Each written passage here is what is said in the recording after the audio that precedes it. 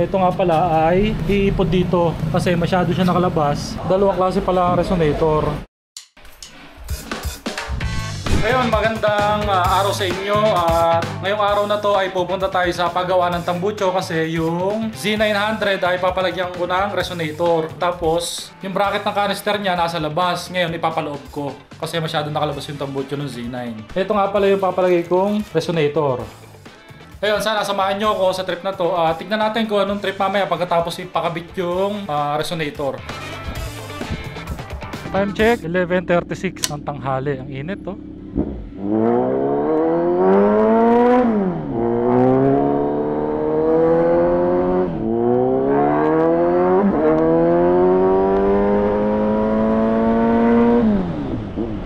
Sige, hintayin ko na lang. Thank you. Nagpagawa na ako dati dito eh. Nagandahan ako sa gawa. Kaya bumalik ako dito. Kami nagpapalis ng poster. Oo, pati mas mura. Galing ako sa Parian eh. Hindi ko na lang mention yung ano. Kilala ko, alam ko. Ang mahal. Alam ko yun, sir. Bali, pinapalamig lang. Tapos, ito nga pala ay iipod dito. Kasi masyado siya nakalabas. Diniskartehan lang to, boss eh. Tapos may singaw siya. Ayan o, dalawang duksong yan eh. Angas o. Tapos ito yung mga canister nila. Tapos yan, nakagawa rin sila nung, ano ba tawag dito? Sa pick-up grills sa unahan ng kotse, ng mga Ford. Yung pangalan ng shop nila, Metal Fabrication Services.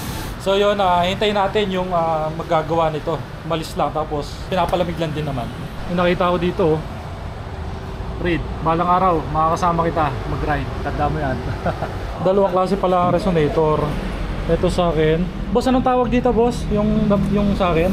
Power pump po. Power? Pump. Pump? Power pump. Ayan, power pump. Tapos ito yung isa. Oh, yan. Resonator po. Ayan, resonator. May screen sa loob. Oh, may fiber sa loob. Tingnan natin kung anong magiging tunog. Sinimulan na ni Boss Eric yung pagkakalas ng tambucho ko. Kita mo rin sa magagawa kung alam niya yung ginagawa niya. Alam niya kung paano niya didiskartehan. Ayan, nag-start na siya dito magputol. Dito iduduksong yung resonator. Tapos pinalagyan ko na rin ng sealant para wala talaga siyang singaw.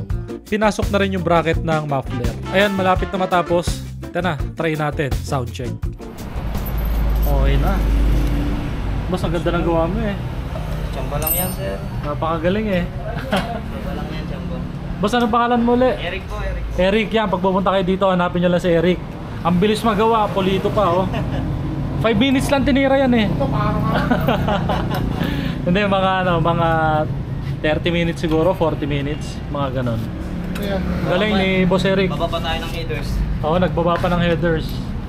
Ayun, sabi mo nga pala kanina, meron daw mga discount yung mga pupunta dito. May discount, basta ka nakafollow. Ayun, may discount nga pala. Basta nakafollow kayo sa page ko, pati sa page nila, BJBF. Ayan, ilagay ko na lang din sa description.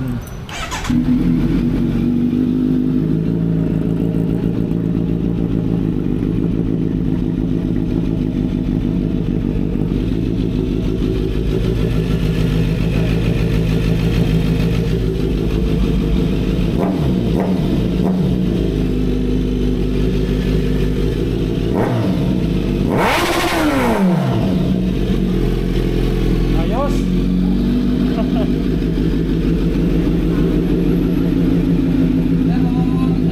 Ay, isa pa.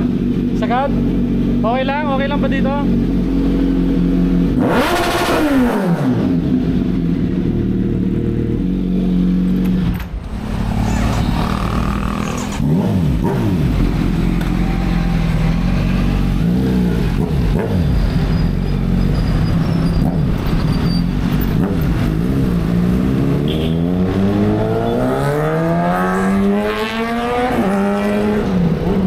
Habulin ko ba yun? Hirap yata yun ah. Big bike yun eh. Babalik naman yun. Babalik yun. Babalik.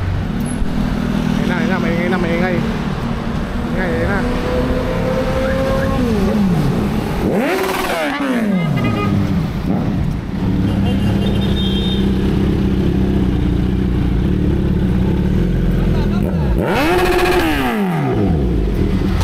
Patinga.